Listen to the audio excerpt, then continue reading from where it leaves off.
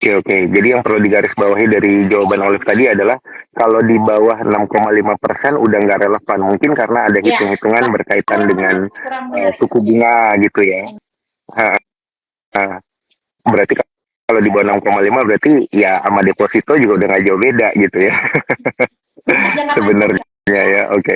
Tapi untuk jangka panjang ini menarik untuk diingat ya sama cuan Troopers karena ada hitung-hitungannya ya. Jadi eh, selain itu tadi Olive juga bilang kalau misalnya udah di bawah 6,5% ada baiknya untuk melirik saham ya atau instrumen dengan yang lebih berisiko sedikit Mm-mm. tapi kita pengen coba memilih sektor-sektor yang aman. Tadi ada Betul. perbankan ya. Nah, Mm-mm. selain perbankan di kondisi akhir tahun kayak gini nih, di kondisi higher for longer ini, kita pengen invest nih misalnya oleh udah telat belum sih gitu untuk kita mengkoleksi kan IHSG-nya udah 6977. Tapi kan kalau IHSG itu kan teman-teman kan kita nggak bilang IHSG ya. IHSG itu kan Mm-mm. kita itu pembobotan saham. Jadi yang Mm-mm. market cap-nya paling besar itu dia punya bobot yang besar di dalam IHSG-nya. Jadi menurutku pribadi IHSG-nya saat ini bisa ke area resistance tuh karena amannya belum koreksi ya. Nanti kalau amannya turun bisa jadi turun gitu. Terus juga perbankannya kan juga udah seminggu lebih ini juga udah reversal ya gitu.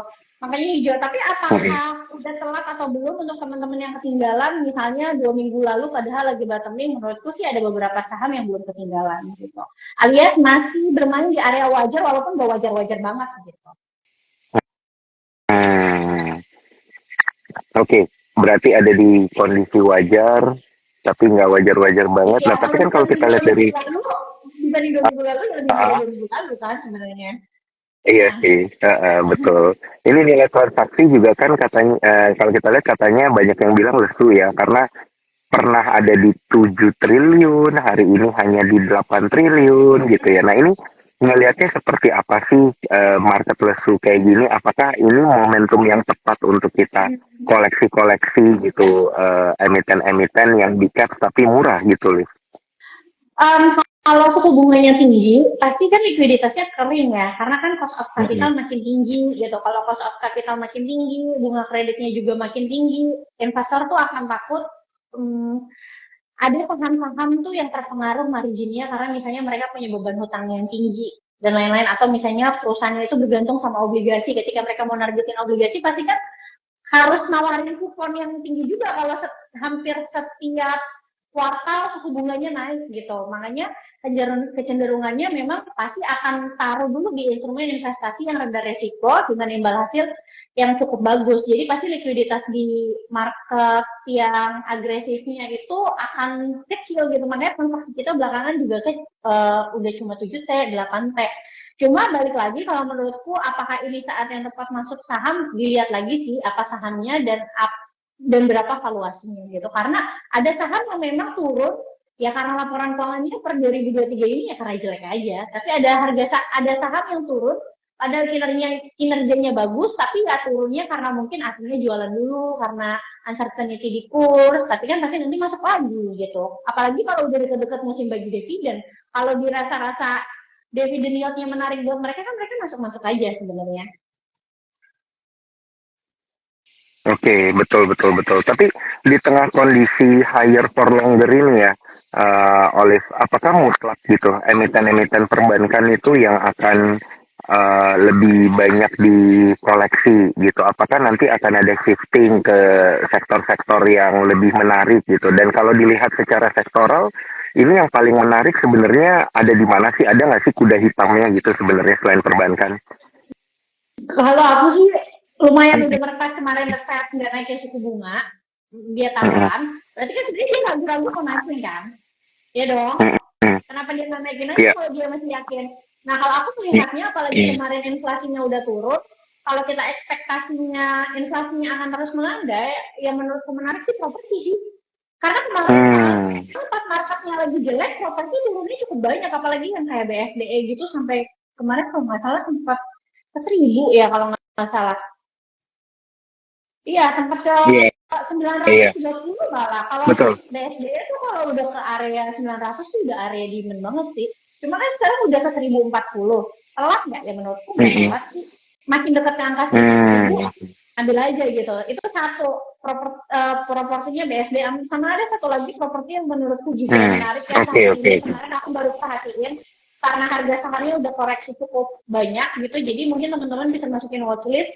Emiten ini tuh turnaround story itu tahun lalu perusahaan ini rugi, tapi tahun ini laba bersihnya tuh berubah dari negatif menjadi positif gitu.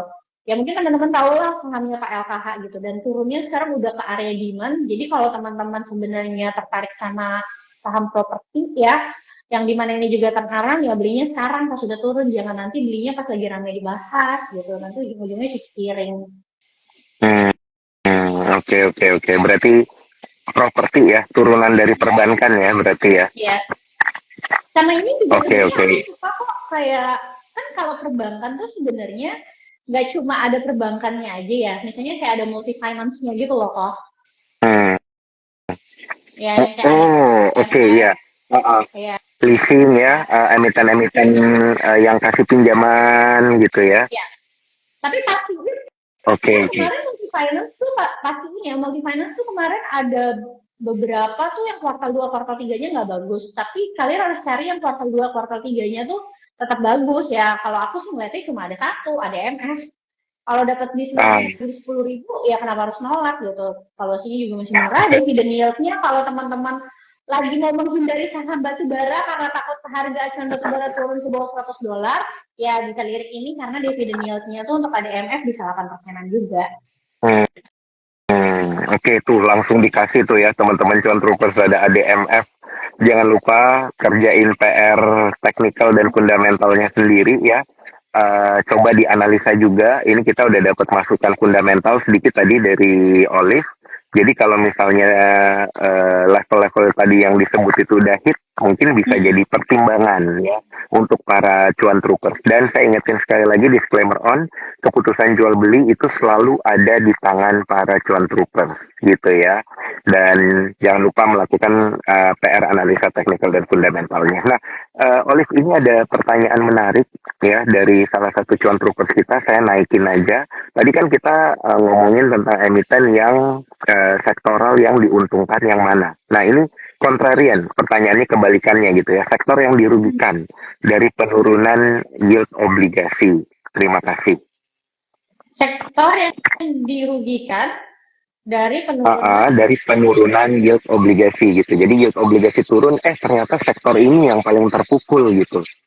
Kira-kira yang mana ya? Benar juga ya. Kan kalau ada yang naik pasti ada yang turun gitu ya. kalau menurutku gini, kalau kita ngomonginnya tuh instrumennya itu instrumen agresif dan instrumen yang enggak agresif. Kalau naik suku bunga itu yang bagus itu imbal hasil kayak deposito, obligasi, reksadana pendapatan tetap, reksadana pasar uang. Naik pasti. Karena kan Mm-mm. suku bunga naik, imbal hasil deposito naik, suku bunga naik, obligasi yang akan diterbitin kuponnya akan naik, imbal hasil naik, yield obligasi juga akan naik. Nah, instrumen agresif karena yang konservatifnya, bukan konservatif, rendah resikonya ini imbal hasilnya lagi naik, pasti lagi jadi prima dona, yang ini akan kecernya likuiditas. Lah kalau yang US Treasury-nya aja kayak udah turun, obligasi udah turun, suku bunga udah turun, biasanya si market sahamnya yang akan naik. Market agresif sih, cuma kalau kripto kan udah naik duluan karena BTC mau halving ya. Market sahamnya itu menurutku secara keseluruhannya akan ikut naik, mau itu teknologi dan lain-lain gitu. Jadi kalau spesifik ada nggak sektor yang dirugikan, menurutku sih nggak ada. Justru kabar baiknya kalau suku bunga turun ya mereka bisa ekspansi besar-besaran dong. Ya, iya betul. Saya setuju. Kalau misalnya suku bunga turun, kan berarti suku bunga pinjaman juga turun Betul, gitu ya. Berarti kredit korporasi itu bisa jadi naik gitu ya. Semakin banyak orang yang minjem betul. untuk ekspansi bisnis Ya, gitu ya. Bener ya, Olivia kurang lebih kayak gitu. benar. Nah, jadi ini bisa jadi satu pertimbangan juga ya untuk para cuan troopers untuk melihat sektor-sektor mana yang jadi menarik gitu. Kalau tadi uh, yang ditanyakan di sini sektor yang dirugikan, saya juga mungkin bisa ngikut dari sudut pandangnya Olive. Ada sektor yang diuntungin, ada sektor yang untung juga tapi nomor dua gitu mungkin ya. Karena semuanya kayaknya bakal bakal oke juga nih pada akhirnya. Cuman yang paling Tapi diuntungkan ya yang di situ. hmm, tapi balik lagi ya kan kalau di Mm-mm. market gitu ya, sektornya itu kan ada sektor-sektor yang mereka tuh ibaratnya price taker sama price maker, kalau teman-teman tahu ya. Ada yang industrinya dia tuh price taker sama price maker. Untuk overall secara marketnya akan bagus kalau suku bunganya turun. Tapi balik lagi sektornya itu atau industrinya itu dia itu bergeraknya apa? Price taker atau price maker. Kalau price taker tuh kayak komoditas teman-teman. Mereka jualan komoditas. Price taker itu mereka itu nggak bisa nentuin harga jual sendiri. Jadi mengacu sama harga acuan. Contohnya kayak batu bara ya teman-teman. Misalnya harga batu baranya $100, mana bisa kita MD jualan batu baranya di harga $300? Karena kan ada harga acuan. Beda sama harga Indomie gitu. Kalau harga Indomie ya terserah si Indominya aja mau bikin harga Indominya naik berapa setiap tahun. Nggak ada harga acuan. Dia mau harganya lebih mahal dari mie gagah kek, mau lebih mahal dari super mie kek. Mereka sendiri yang bikin harganya. Itu namanya price maker. Nah, balik lagi, pasti nanti hubungannya turun. Kalau yang industrinya price taker, kalau harga acuannya turun, most likely pasti harga sahamnya juga nggak akan bagus di industri tersebut, gitu. Jadi sebenarnya bukan hubungannya sama suku bunga atau nggak suku bunga, tapi lihat lagi nanti harga acuannya seperti apa. Kalau di industri yang price taker ya, kayak komoditas gitu. Oke. Iya, karena tentunya tiap sektor juga ada momentumnya sendiri lah ya, Olivia, kan nature-nya juga beda-beda gitu ya. Di tengah kondisi gimana pun bisnisnya ya harus tetap jalan gitu ya. Jadi ya sebenarnya ini juga jadi satu PR buat para cuan troopers ya untuk mempelajari sektor-sektor dari emiten yang akan dipilih gitu ya. Nah, Olive, ini ada pertanyaan kedua ya dari Cuan Troopers, ini agak mundur sedikit tapi sepertinya ini harus dijawab ini, Olive. Apakah masuk FR sekarang masih oke? Katanya FR mana yang masih oke? Jawabannya kalau yang jangka panjang ya, jangka panjang tuh misalnya kayak di atas 3 tahun, misalnya kamu cari FR yang jatuh temponya masih di atas 3 tahun lagi, kalau yang yieldnya masih di atas 6,5% masih menarik. Banyak, aku nggak hafal ya FR mana aja, tapi tadi aku cek FR 100 pun masih di atas 6,5% kalau nggak salah. Tapi kalau kamu cari FR-nya itu yang jangka pendek, kan ada tuh yang jatuh tempo atau jangka menengah, jatuh temponya itu short tenor kita sebutnya, 1 tahun atau 2 tahun lagi, kalau masih di atas 5% itu masih bagus gitu. Karena kalau misalnya udah di bawah 5% ya ngapain deket banget sama deposito kan, ibaratnya 1 tahun ke depan. Iya, benar. Logis nih, moga-moga menjawab nih untuk teman Cuan Troopers kita yang udah bertanya berkaitan dengan FR nih. Cuma kan suka gimana Olive? Suka ada yang nanya gini, Kak, sebenarnya kalau FR dibandingin sama deposito bank digital mendingan mana gitu kan? Kan sama tuh, bank digital ada tuh yang bisa kasih 6% dan lain-lain. Ini aku kasih tahu perbedaannya ya. Kalau aku pribadi, kalau kamu misalnya mau holdnya agak panjang, FR itu lebih menarik. Kenapa? Karena pertama, deposito itu bunganya 20%. Jadi walaupun imbal hasilnya sama-sama 6%, kalau pajaknya aja beda, sedangkan FR pajaknya 10%, pasti kamu netnya, dapetnya akan beda kan? Pasti lebih gede FR dong, secara net. Itu satu. Yang kedua, jangan lupa bank digital itu teman-teman tidak dijamin LPS suku bunganya, karena perbankan di Indonesia ya, di seluruh dunia itu ada yang namanya penjamin dana, penjamin simpanan. Kalau di Indonesia itu namanya LPS. Nah, LPS itu punya standar atau ketentuan suku bunga sendiri, berapa deposito yang bisa mereka jamin, gitu. Contohnya kayak aku lupa ya, hanya berapa kalau nggak salah sekarang 4,75% atau 5%, aku lupa. Nanti teman-teman cek aja di lps.co.id. Katakanlah misalnya suku bunga yang dijamin oleh LPS adalah 5%. Berarti teman-teman kalau naruh uang di deposito, kalau ditaruh di deposito yang bunganya lebih dari 5%, kalau banknya kenapa-napa sampai dilikuidasi, itu LPS nggak akan jamin uang teman-teman. Sedangkan kalau teman-teman taruh di bank nih, yang dia kasih bunganya sama bunganya LPS atau di bawahnya. Kalau banknya itu dilikuidasi, uang teman-teman itu dijamin atas asal maksimum itu 2 miliar per bank, gitu ya.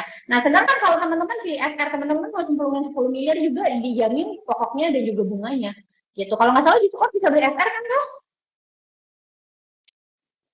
Bisa bisa, tapi belum bisa over the counter, harus Ya, langsung transaksi negosiasi langsung. ya. Kayak gitu. Jadi kalau di bank kamu cuma bisa 2 miliar ya dijamin LPS per bank ya. Jadi kamu harus pecah-pecah berapa bank. Kamu punya duit 20 miliar, misalnya kamu tipe yang moderat dan konservatif, langsung masukin aja di FR, katakan yang jatuh temponya 5 tahun, pokok dan bunganya akan dibalikin gitu sama pemerintah. Oke oke oke. Nah, ini ada pertanyaan lagi nih dari Cuan Trupes mumpung masih bahas FR. Untuk durasi FR itu sebenarnya gimana Kak? Boleh tolong dijelaskan? Oke, jadi teman-teman kalau teman-teman tahu SBN itu atau surat berharga negara itu ada dua tipe. Yang pertama adalah retail. Retail tuh yang kayak kalian kalau beli ori, SBR, terus FR, FT itu namanya obligasi negara retail. Nah, ada yang non retail. Non retail itu yang kayak FR, Indon itu non retail. Jadi kalau dulu yang bisa beli FR itu adalah investor institusi atau juga HNWI. HNWI itu High Net Worth Investor ya. Karena zaman dulu beli FR itu minimum 100 juta. Kalau belinya 100 juta pun spreadnya gede. Minimum tuh 1 miliar kalau mau dapet spread yang bagus. Tapi di tahun 2023 ini, pemerintah berbaik hati, bikin kalian bisa beli atau bisa berinvestasi layaknya institusi dengan berinvestasi di FR gitu ya. Jadi ya sama-sama obligasi negara. Nah FR itu bedanya sama obligasi retail adalah kalau retail itu biasanya lebih jangka pendek, 3 tahun, jatuh temponya kayak ori kalau teman-teman lihat 3 tahun atau 6 tahun. FR itu biasanya jangka panjang, di atas 5 tahun, 10 tahun, 20 tahun, 15 tahun. Jadi FR-nya itu ada macam-macam jenisnya, ada yang 77, 86, semua itu ada jatuh temponya masing-masing. Dan diterbitinnya udah lama, jadi belum ada yang diterbitin baru diterbitin gitu ya. Teman-teman bisa buka aplikasinya, teman-teman yang teman-teman pakai, tinggal lihat aja kira-kira jatuh temponya di tahun berapa. Itu. Dan jangan lupa FR tuh bisa di tradingin, bukan di tradingin, tradable ya, bisa ditransaksiin. Jadi kalau misalnya tiba-tiba 2 tahun lagi teman-teman tiba-tiba butuh duitnya, teman-teman bisa jual di market. Tapi tentu ada potensi capital gain atau capital loss. Seperti itu.